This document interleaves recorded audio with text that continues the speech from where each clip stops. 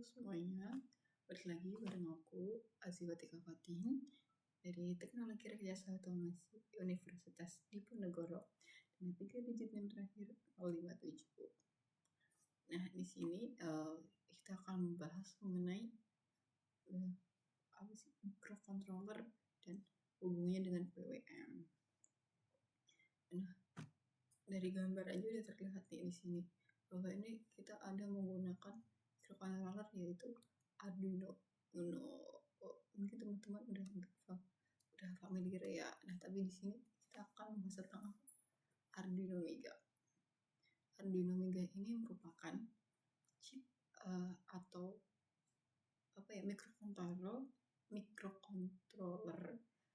Mega 2560 yang dirancang untuk proyek yang kompleks atau advance atau yang berat yang membutuhkan banyak pin I/O atau pin input output. Jadi inputnya banyak, outputnya yang dihasilkan pun juga banyak, dan memori yang besar.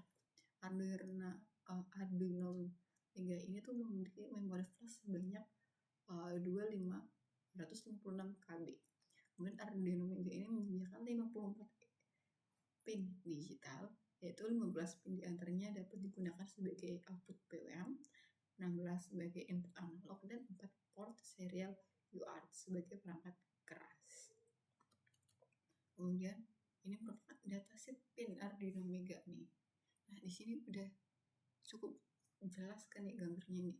Di sini tuh ada misal nih di sini kita yang hijau dulu nih itu ini ADC, kemudian ini pin registernya, kemudian ini pin change-nya, ini JTAG-nya. Nah, untuk komunikasinya ada SCA, SDL, MCK, MOSI, SS, dan lain-lain. Kemudian ada pin register, pin dari pin DO0 sampai pin yang paling bawah. Kemudian ada interrupt-nya, ada timernya, ada pin change-nya, kemudian ada PWM-nya. Nah, ini merupakan pin-pin atau datasheet pin dari Arduino Mega. Kemudian kita lanjut apa sih buat ESP32S2 Mini. Nah, ESP32S2 Mini ini merupakan microcontroller buatan yang dirancang dengan ukuran sangat ringkas.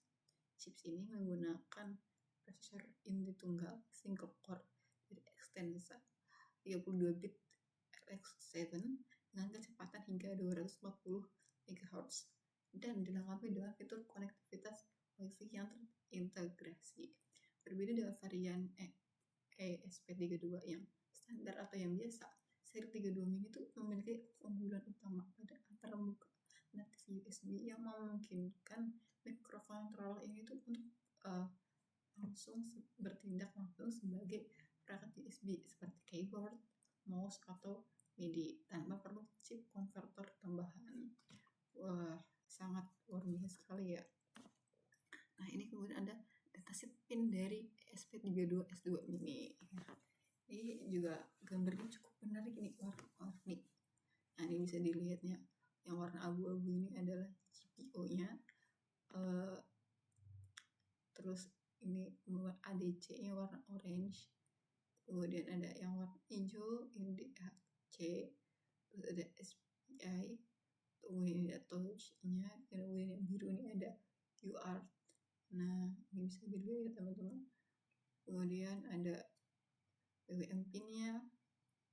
Ini PWM pin. Kemudian nih ESP32 Mini itu menggunakan 3,3 volt 27 pin input dan output dengan 240 MHz, 4M flash, dan 2M PS RAM. Nah, kecil-kecil cabai rawit nih. Kemudian kita akan lanjut ke PWM, Pulse Width Modulation. Pulse Width Modulation ini merupakan cara memanipulasi nih dimana lebar sinyal yang dinyatakan dengan pulsa dalam suatu periode untuk mendapatkan tantangan rata-rata yang berbeda. Nih seperti kita lihat nih di sini. Nah, ini kan rata-rata sinyalnya ini ukurannya sama. Nah, ini adalah tujuan dari PWM itu sendiri. Contoh aplikasinya adalah pemodulation data untuk telekomunikasi, pengontrolan daya atau tegangan yang masuk ke beban, regulator tegangan, audio efek dan penguatan, serta aplikasi-aplikasi yang bisa kita gunakan sehari-hari. Nah, kemudian frekuensi PWM. Frekuensi PWM ini apa sih? Frekuensi PWM, pulse width modulation, ini berupa kecepatan sinyal PWM mengulang siklusnya, itu on dan off, on atau off, per detik. Nah, nilainya ini bervariasi tergantung dari aplikasinya, bagaimana kita menggunakannya, mulai dari puluhan hertz sampai kontrol servo ke kilohertz atau puluhan ribu hertz. Nah, untuk peredukan lampu LED atau konverter daya dengan microcontroller umumnya seperti Arduino, ini tuh menggunakan di sekitar 490 Hz atau 980 Hz, di mana frekuensi tinggi menghasilkan lebih banyak sampel output yang lebih halus. Nah, ini contoh dari frekuensi atau gelombang frekuensi dari PWM itu sendiri. Kemudian ketika ada frekuensi dan ada di PWM, pasti harus ada duty cycle-nya. Nah, duty cycle dari PWM itu apa sih? Nah, duty cycle ini merupakan presentasi waktu sinyal dalam kondisi on atau tinggi. Nah, nih di sini ini berapa duty cycle-nya? Ini kan berbeda-beda nih. Ini 50%, ini 70%, ini 25%. Jadi ketika berada di atas atau ketika menyala atau on, itu berapa duty cycle-nya tuh.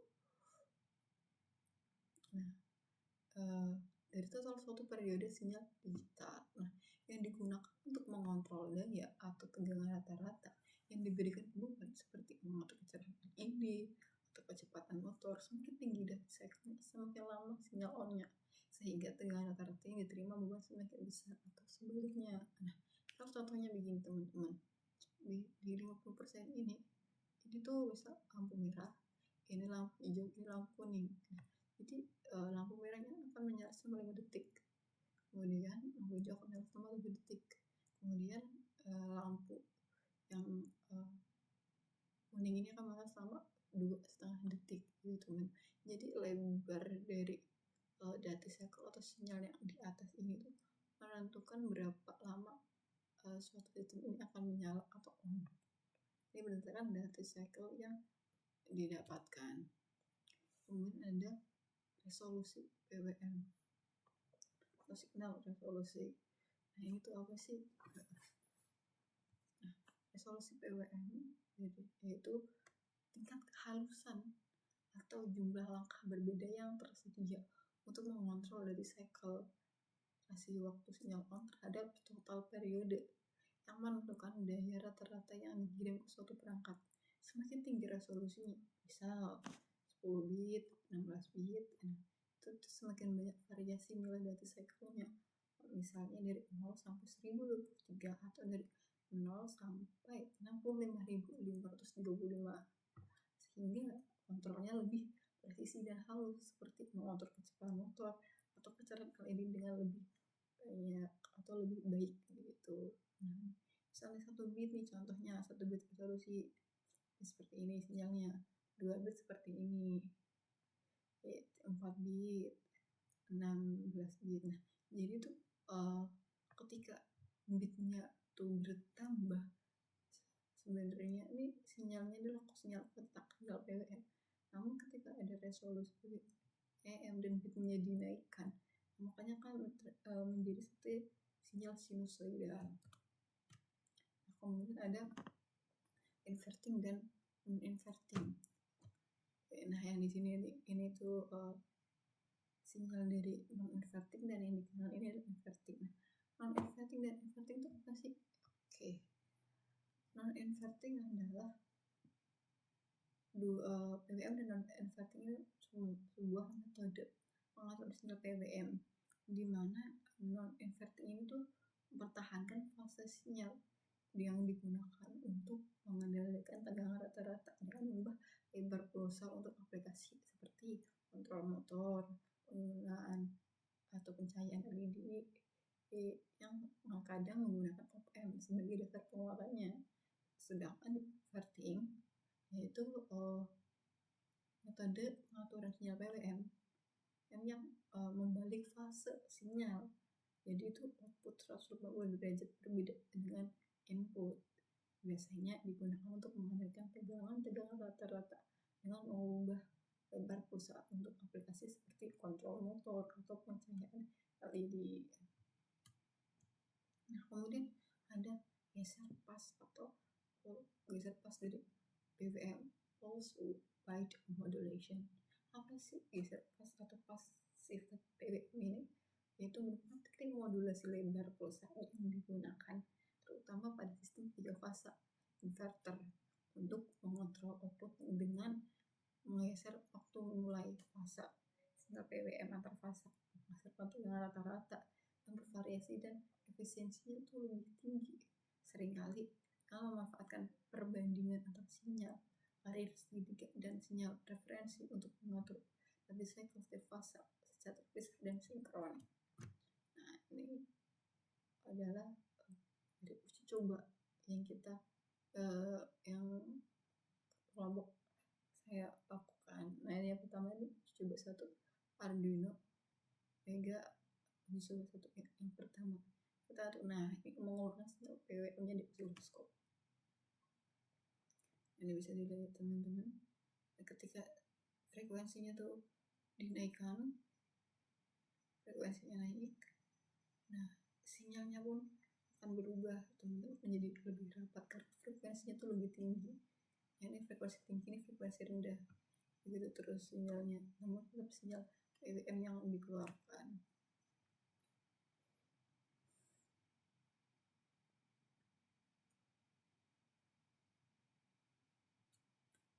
Kemudian uji kedua, nah, ini untuk rangkaian atau wiringnya. Nah, kedua itu kurang lebih sama, namun perbedaannya di kita belajar juga dari ini data cycle-nya, frekuensinya nih frekuensi.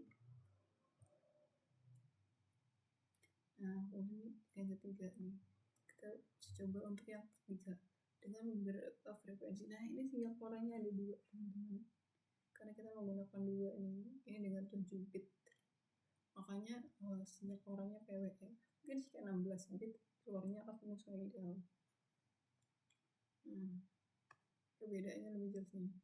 Jadi data cycle-nya 45, di sini pun akan tertampil 45. Kemudian ESP32 dia itu percobaan ESP32 yaitu kita akan membuat variasi atau sistem sederhana lah gampangnya. Olah programnya ini pertama itu 1 Hz, kemudian dinaikkan data cycle-nya juga. Nah, kita akan lihat keluarnya. Nah, ini dia sinyal keluaran yang tertampil.